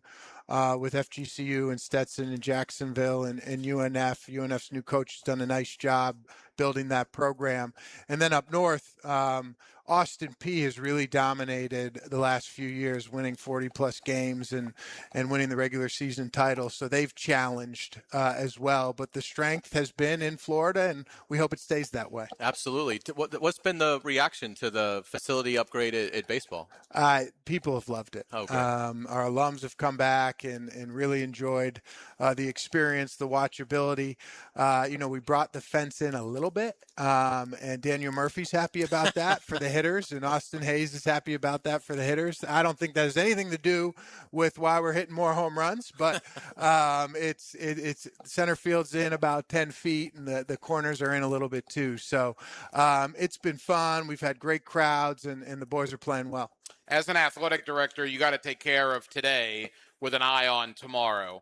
What is JU athletics looking at in the next year, 2, 3 years? Some new expansion, things along those lines? Yeah, so we're working on a development to the south on our campus, which, will hopefully bring public-private partnership for potentially a new basketball facility and then private development around it. It's been a project that we've been working on for close to 4 years now, 3.5 years. We've got good support from around the community and in the city. So that's a big physical project, capital project that we have going on. But as far as the industry goes, I think nobody is feeling the impact of college athletics in 2026 quite like men's basketball, with all the movement and the transfer portal and the NIL rev share compensation. I mean, you look at Rob McCray, he was the ACC player of the week last week for Florida State. Steph Payne's starting at center at Seton Hall.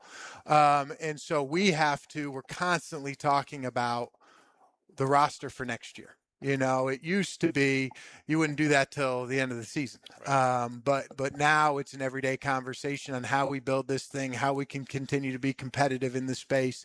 And men's basketball, more than any other sport at the mid-major level, UNF and Nick would probably say the same thing, is feeling that sort of arms race because of how our been successful have gone on and got paid a lot more money somewhere else, and so we have to figure out how we can stay competitive. Yeah, it's really a remarkable what has happened to the sport and the millions that are out there, for these players at the bigger conferences. Alex, we certainly appreciate your time. We'll get you out with this. We always appreciate your expertise from a national standpoint. Do you think the NCAA tournament? Do you think we're headed towards expansion once we get beyond this year's Final Four? Yeah, I was on the NCAA Council for 6 years. It ended in 2023, and we were talking about it then.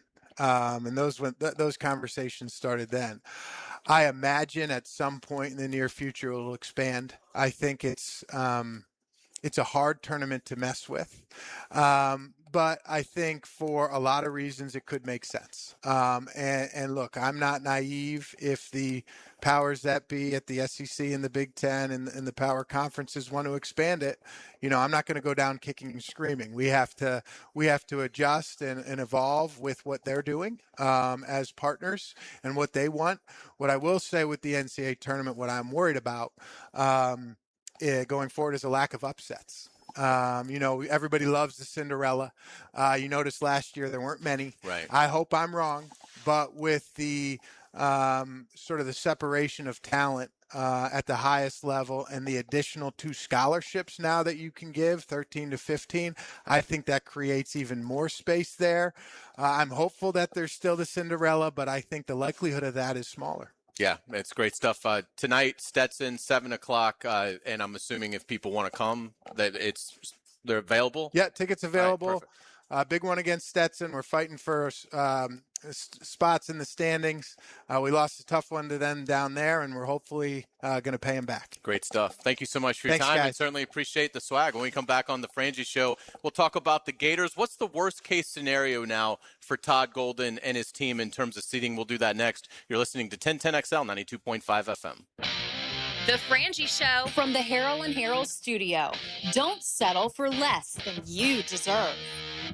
You love sports. You live for the action. He did it again! Experience the excitement of the moment on 1010XL. The riders who face Daytona Supercross are built different. Withstanding the most unforgiving and grueling track is not just a point of pride, but of pure grit and determination. This battle can only be felt in person. Witness the action unfold at the only place in Florida where the biggest names will battle it out under the lights. Daytona Supercross is built different. It's built for champions. It's built for fans. The gate drops Saturday, February 28th. There's only one place to be. Secure your tickets and trackside access at DaytonaInternationalSpeedway.com. Hello, First Coast. I'm sure by now you have seen our bright green GFL trucks and containers throughout the greater Jacksonville area. We're an industry leader in solid waste and would love the opportunity to earn your business. We're committed to customer service, reliability, and have an unwavering focus on safety. Whether commercial or construction, let us haul your waste away. Call 904-760-5880 to get a quote today. From GFL, Green for Life. The Players' Championship returns to TPC Sawgrass March 10th through 15th. Experience golf's most iconic stage with enhanced food and beverage offerings, interactive fan attractions, and an atmosphere built for every type of fan. See the best players in the world, including world number 1 Scotty Scheffler, 2025 champion Rory McIlroy, and fan favorite Brooks Koepka take on the legendary Stadium Course and the famous Island Green. Tickets available at theplayers.com. The Purple Heart isn't just a name. It represents service, discipline, and earning trust. At Purple Heart Pools, that standard shows up most in pool renovations. If your pool is outdated or worn down, now's the time to upgrade. So when summer arrives, your pool is ready. From new finishes and tile to decking, lighting, and full transformations, every upgrade is handled with precision and attention to detail. Purple Heart Pools. Pool renovations done right. This is Hayes Carlion for Harold and Harold. I was at lunch with my good friend Holt, and he was telling me that sometimes a lawyer can get more from a case than their own client. I was surprised to hear this, but Holt said that doesn't happen with Harold and Harold. They'll never take a fee that is greater than their own client. When they say they treat their clients as a person and not a file, they mean it. Hopefully you won't need them, but if you're ever injured, call Harold and Harold at 904-251-1111. That's 904-251-1111. Mark Watson with Hardball Creative. If you have a school, team, or group that would benefit from a team store, you're in luck because we now offer team stores. Check us out at hardballcreative.com. Hardball Creative. Hardball does it all. La playa is Spanish for the beach. If you can't remember that, the word Corona also works. Corona, La Playa awaits. Shoot your shot on Prize Picks. Hicken here and get $50 instantly in lineups when you play your first $5. That's right, Prize Picks is now giving you $50 in lineups when you sign up and play your first $5. Prize Picks makes every dunk, every dime, and every board that much more exciting. So don't miss this chance to get started on America's #1 app for sports picks. All kinds of great features on Prize Picks, too, like stacks, meaning you can pick the same player up to 3 times in the same lineup. So, like, hey, Steph Curry, points, 3-pointers, assists. Now you can pick them all in the same lineup, only on Prize Picks. But remember, you got to download the Prize Picks app today. Use code 1010XL to get $50 in lineups after you play your first $5 lineup. That's right, but you must put in code 1010XL, and you'll get $50 in lineups after you play your first $5 lineup. It's all on Prize Picks. Prize Picks, man. It's good to be right.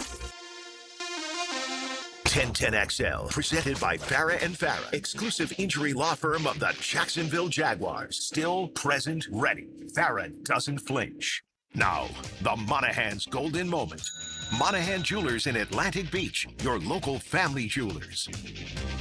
The golden moment today was Jordan Mincy, the JU men's basketball coach, joined us earlier in the show. Really gave us some fantastic insights on what they have to do tonight to beat Stetson. Again, 7 o'clock tonight here at Swisher. And also that confidence that this program has, because regardless of seed, they have been very competitive in the ASUN tournament. 5-3 is Jordan's record here. I didn't know until Alex told us in our last segment that they only won 1 game in the conference tournament dating back to 2011. I thought Jordan was fantastic today. Yeah, I totally agree. I thought Alex, the AD, was as well. And you've been saying it the entire broadcast, and you're right. And it's this way every year. You know, you want to win games November through February, but in a conference like the Atlantic Sun, if you get hot for 4 games in late February, early March, you're going dancing. So for JU and for UNF, quite frankly, it has been not the seasons that either school would have hoped for. All you need is 4 wins. Now you say, well, that's easier said than done. I would tend to agree, but you don't need 14 wins. You need 4 wins. And you're going to be going dancing in the NCAA tournament. Yeah, without a doubt. We know Florida will be there as well. Let's talk a little bit about, we broke down the win last night against Texas, 84-71. Impressive resilience that they showed. We went into a lot of different layers with that. Let's kind of project forward a little bit. I don't think they can fall to a 4 seed now. I mean, they play Arkansas Saturday night at home. That's a quad 1 game. They'd have to lose to Mississippi State at home, which just, I mean, the chances of that happening are slim to none. And then you go to Kentucky for the finale. That's going to be a quad 1. Quad 1 losses don't hurt you. No. So in terms of Florida is 6th in the country right now in the net rankings, which is the primary metric that the committee uses to seed the field. So if you're a 6th seed now, well, that would tell me you're every bit in the conversation for a 1 as you are a 3. Now, I don't think they'll get to the 1 line because they played that brutal non-conference, and I think the committee will say, well, it's close between Florida and UConn, but UConn won. Or, you know, if Arizona takes on a couple more losses, Arizona beat Florida, Duke beat Florida. So I don't know about getting up to a 1, although I wouldn't discount it if they won out. But I don't think there's really any way they can fall to a 4 because the Arkansas and Kentucky, I don't think they're going to lose both those games, but if they did, they're not going to hurt. I certainly don't think Mississippi State gets them in the O-Dome. And then in the SEC tournament, you know, they'd be losing on a neutral site. That's probably going to be a quad 1. It could possibly be a quad 2 game, but in all likelihood, it will be a quad 1 when you look at the projected seedings because, again, 10, 11 teams are projected to make the NCAA field. So Florida is the 1 in that tournament, is going to be facing the 8-9. That's a tournament team. So I guess if they lost out, they could fall to the 4 line. I think it's locked in for Tampa. I think it's just a question of, I don't think they can get to a 1. I think they probably come in at a 2, and if they have a little bit of a disappointing close, then they're a 3 seed. I talked to Jerry Palm earlier today, and we're going to air that either tonight or tomorrow night on Hacker After Dark, and he's done bracketology for years. 31 years. I mean, he's one of the bracketology guys, and I asked him, all right, let's say Florida wins their last 3 regular season games and wins the SEC tournament. Can they get to a 1? And he flat out said no. They have 6 losses. And when you take into account Michigan, Duke, and Arizona, I believe all 3 of them only have 2 losses, plus Duke and Arizona have head-to-heads against Florida. Florida's not going to get to a 1. I also don't believe they're going to be a 4. I think you're right, because I don't think Mississippi State's going to beat them. Mississippi State's terrible. They're like 5-10 in conference play. So I think you're anywhere between a 2 and a 3. And at that point, if you're a 2 seed or a 3 seed, does it really matter if you're playing a 6 in round 2 or a 7 in round 2? I don't know. Maybe it does to an extent, but I think a 2 and a 3 are pretty similar. My thought, this whole process, get to Tampa. I agree with you. I think they're almost a lock for Tampa, which means they're going to have a huge home court advantage. And, in fact, I talked to Patrick Young about that on Gator Bites last week. We're going to have another Gator Bites tomorrow morning on the 1010XL podcast network. And Patrick, when he was at Florida, particularly the Final Four year, they had Orlando as their NCAA tournament site for the round of 64 and the round of 32. He said he also did Tampa for one of the Elite Eight runs. Unbelievable advantage in the NCAA tournament when you're at home or in their home state and you have that home crowd advantage. Huge advantage, because Florida, anywhere else, people would be passionately rooting against them, rooting for Cinderella. That will not be the case when they're in Tampa. Yeah, that's a great point. And we'll break down the Arkansas game in more detail on tomorrow's Frangie Show. But give us a quick thought. Arkansas, Florida, it's going to be an unbelievable Saturday. I mean, what a moment for Florida's program. You have college game day there in the morning, so your fans are going to be certainly revved up for that. And then at 8:30 at night, that place is going to be a snake pit when the Razorbacks come in with basically the SEC regular season title hanging in the balance. Because if Florida wins Saturday night, it's over. I mean, it's over. Like they're not losing to Mississippi State, right. So that would pretty much extinguish it. It eliminates Arkansas, and it would pretty much eliminate Alabama, even if Alabama wins in Knoxville earlier that evening. So, in terms of looking at it, what do you think? What's your first impression of how that game's going to go? With all due respect to Alabama, and I know Alabama beat Arkansas, but keep in mind, Alabama beat Arkansas because Arkansas only has 7 players that they play. That game went to double overtime, and 3 of those 7 fouled out. Yes. Arkansas was playing 2 guys at the end of that game that never play because they lost so many guys to fouling out and to attrition. I think Arkansas and Florida are the 2 best teams in the Southeastern Conference. 8:30 Saturday night, ESPN. Obviously, you mentioned College Game Day is going to be there Saturday morning. Huge opportunity. It's an SEC showcase game on national television. Florida has been dominant pretty much the entire year, but I think they've been more dominant on the road. You know, they beat Kentucky by 9 at home. Auburn came into O'Connell Center and beat them. That was the last time they lost. I know they beat Alabama pretty handily at home. They haven't been bad at home, but Hayes, I think they've been more dominant on the road. I'd love to see Florida come out and play a dominant game in Gainesville because, again, I just think they've been better on the road in the last 2 months than they have at Florida. But Arkansas knows it's an opportunity for them. Maybe a coming-out game for Acuff on a national stage after that 49-point performance against Alabama. I think it is going to be a battle, and I think with 2 minutes to go, it's going to be nail-biting time. I think it's going to be really close. I absolutely agree. I think it's a coin flip game. If the game was in Arkansas, I'd pick the Razorbacks. In watching Arkansas, that Alabama game, watching them last night against A&M, they have the kind of length and speed that will be able to hang with Houck and Condon. And that's before you even get to the biggest problem Arkansas throws at you, as you mentioned, Darius Acuff Jr., who is absolutely the SEC Player of the Year. And Calipari is lobbying him to be National Player of the Year, and he's got a great case. Do you put Boogie Fland on him? And if so, the Boogie Fland factor. Yeah. Playing his former team, how motivated will he be? But is that what you try to do? Boogie Flan's a pretty good defender. That's what I would think. Yeah. I mean, I would think you have to go that route, and Acuff doesn't leave the floor. Now, he did leave the floor last night against A&M. He's been kind of laboring through. I think it's maybe an ankle, something like. But he played the full game in the double overtime, lost to Alabama. He carries the entire team on his shoulders. Yeah, he's incredible. But they've got some supplemental guys when you watch Arkansas that are long, fast, great instinctual play, as you would expect, with it being a John Calipari built roster. Now, I think Golden is a way better X's and O's guy than Calipari is, so I think Florida has a massive advantage there, and it's in Gainesville. I will pick Florida, but if you haven't watched Arkansas, see a team that's going to be able to handle what Condon presents and what Houck presents. So it will be fun to watch. You and I aren't 25 or 30 anymore. Do you like the 8:30 tip on a Saturday night? Yeah, no later though. Yeah, no later. But yeah, I'm gonna have to get some nap time in on Saturday afternoon. Well, and the other thing too is from a fan perspective, that Tennessee-Alabama game is huge. If you're at 6:00, if Tennessee can beat Alabama at home, and I think they probably will. Alabama is playing great basketball. I think the Bediako thing actually hurt them. I agree. Because they've been great since he was told get lost by the judge, and they lost like 3 of the 5 games he played. Yeah, they weren't great when they had him, right? And then they lost him, and they've had some other bigs really step up and play well.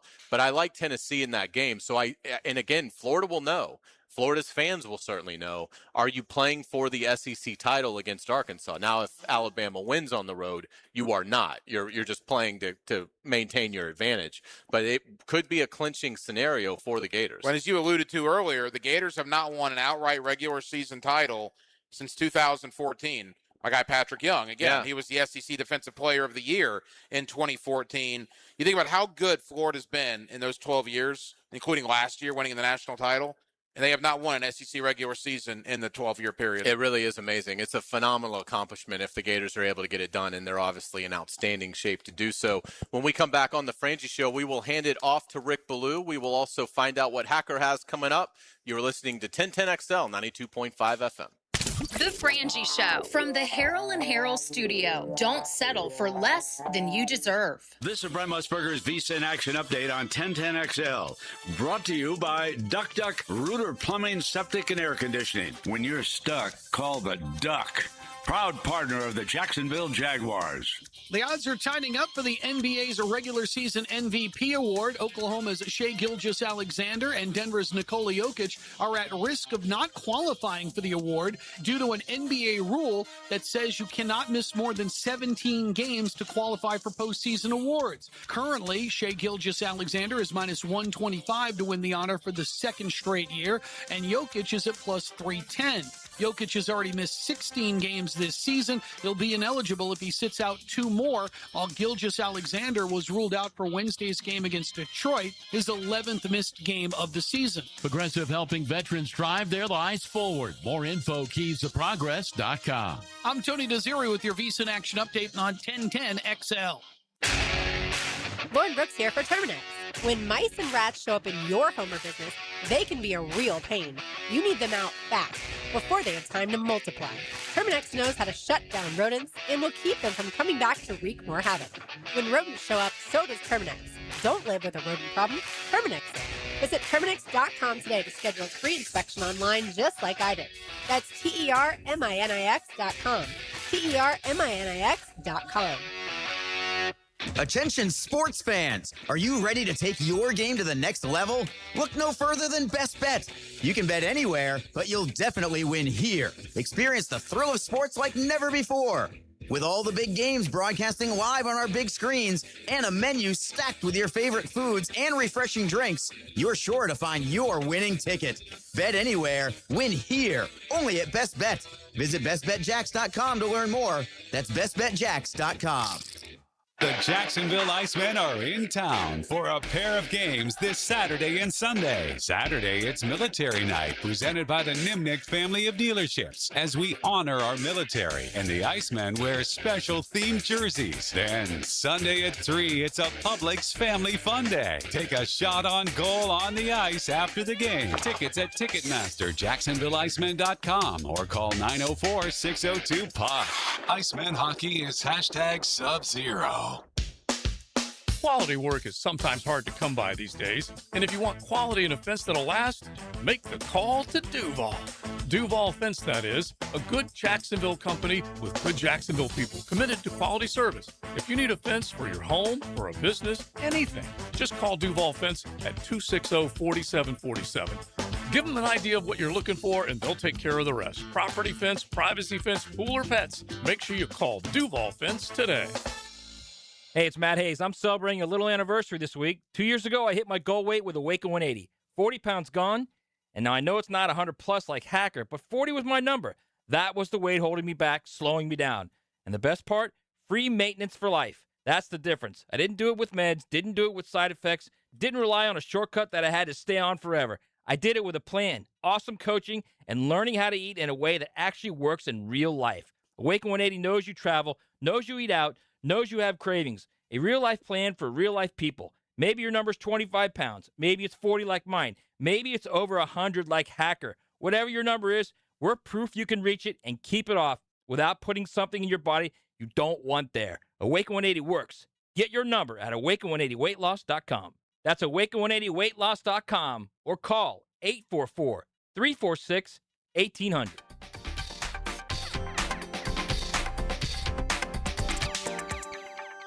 I'm with Greg from Cycles of Jacksonville, and you've got some really cool events coming up in your showroom on Atlantic near Regency. We've got some exciting things. All new Euro motorcycle, fresh out of the box. I've never seen it. Some demo days. We got Sully here to give us the detail. Yes, so March 12th from 10 a.m. to 4 p.m. we have a Euro demo day. Come out, test ride, and see if this is your next bike you're going to get. Very exciting stuff. All new Euro. You're going to want to see this. Everybody loves sidecars. Want more details? Check out Cycles of Jacksonville on Facebook and their Instagram page. If you or someone you know are having a special day soon, perhaps the birth of a baby or a big birthday for a senior citizen, Kuhn Flowers will send the perfect arrangement. JJ LaSilva here with 1010XL, and I've personally experienced the magic of a Kuhn Flowers delivery. Log on or call KuhnFlowers.com.